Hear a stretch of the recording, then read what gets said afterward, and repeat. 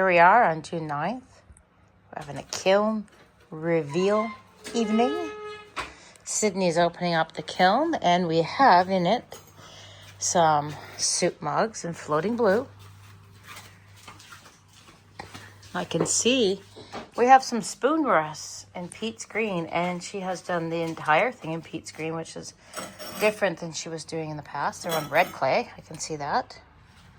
And we have a bowl. It looks like probably one of her cereal bowl sizes. And we got some floating blue, and it does have blue on the inside as well. And then, for anyone that doesn't know how a kiln works, there's these, she'll correct me if I'm wrong, shelves. That's these big round circles. They go in there, and she's going to lift it out in a minute. And you can see she's got these big gloves on. So she's going to lift out this big shelf, and it's heavy, and it's still warm, and everything like that. Hence the gloves. And then she has what they call furniture. That's those squares with the circle in the middle. I believe that's called the furniture. And it holds the shelf up. So the next shelf down, so she's taking the furniture out. That's the furniture, right, Cynthia? Yep. Kiln furniture. The next shelf, we can see she's got more soup mugs. I can see she's got 2 in her burgundy. And she has, this is her, I forgot. Barrier Beach. Barrier Beach soup mugs. And it looks like she's got 5 of those and 2 burgundies in here. And as you'll see, like, there's a spot in the middle of this one. Pottery shrinks at its own pace, and the color is always a little bit different. You never know where things are at. And yeah, so that's how it works. How many layers are in this kiln, Sydney? 5. There's 5 layers. Well, I'm just going to stay on here and record the whole thing because I can. So we got 5 more. So I'd always be patient with pottery. Pottery is ceramic. It's glass, really. At least I'll call it glass. I'm not the potter. I'm just the mom of the potter. Just the one that gets to support her interest that became a hobby, that became education, that became hopefully her career for the rest of her life, unless she changes her mind, which you never know. However, she's in a potter's studio here, and this guy, his name is Andrew, he has, is it Chimeras? Is that how I say it? Chimera. Chimera's kiln, and pottery is his passion as well. It was a great thing for Sydney to meet a guy, a grandparent's age to her, who's passionate pottery is what he's doing.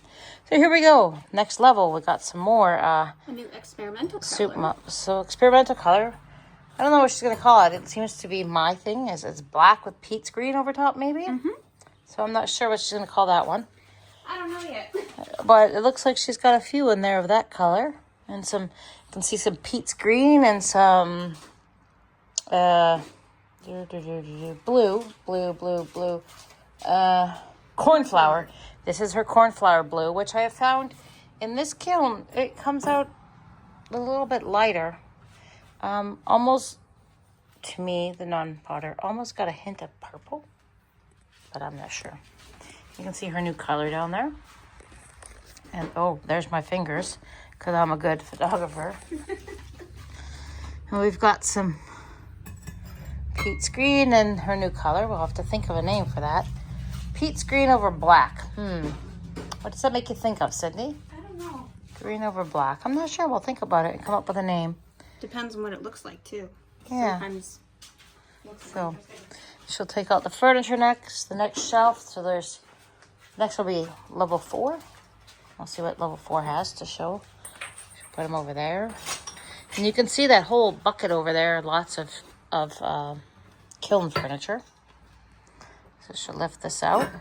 just making sure the other pieces Oh. of kiln furniture aren't stuck to it. She's feeling around. Oh, you could kind of hear that. There's some kiln furniture stuck to that one, I guess. Yeah, that's why there's one on the chair over there. It got stuck to the bottom. All right.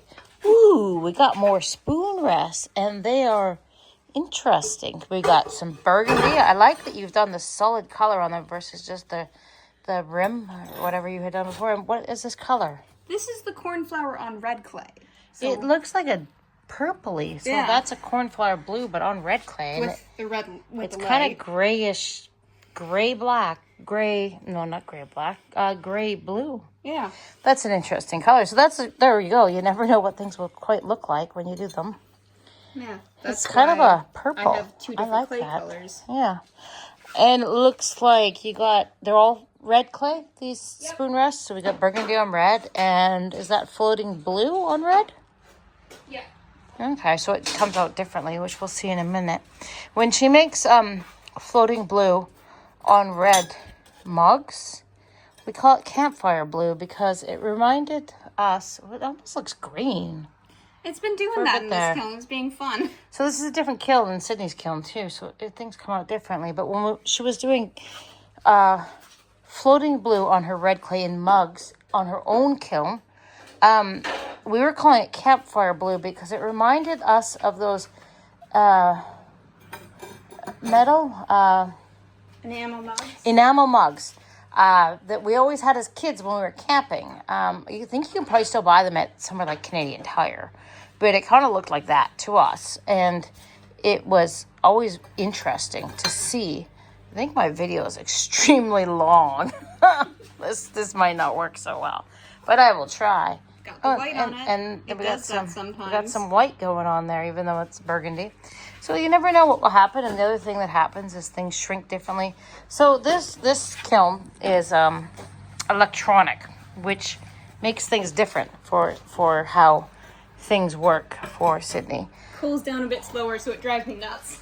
But I think, and I don't know the right words, there's something about when you have an electric kiln that you can actually put your pottery in it when it's still a little bit damp for the bisque fire, which is the first fire, and you can time it or set it or something so it will kind of like dry it, kind of like. You can program it so it stays at a certain temperature for certain amounts of time. It's which kind of also like. allows you to hold it at like really hot temperatures to get certain color experiments. To me, the non-potter, it sounds like a dehumidifier in a kiln.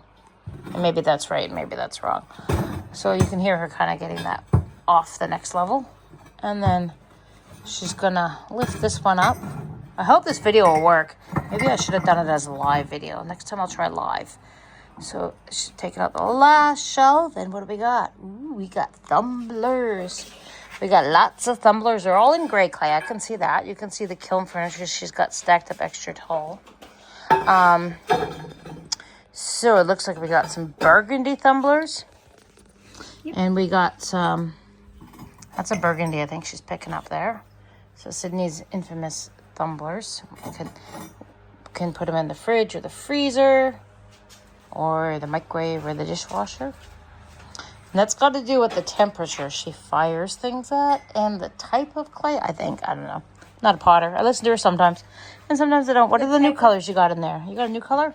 I've got This new color, well, that's interesting. Hold that up in the light. Interesting. That's what I was going for. It's kind of a speckly green on top of a black. So Pete's green on top of black, but speckly. Mm-hmm. But you see, she probably glazed it all the same, but different levels of the kiln do different things. What else you got down there? You've got cornflower. Do you have Pete's green and burgundy and the new color? Is that what we have? I think so. Alrighty. Well, I think, let's see. There's a Pete's green on the gray. And then we have the cornflower, of course. I am going to stop the video here and see where that takes me.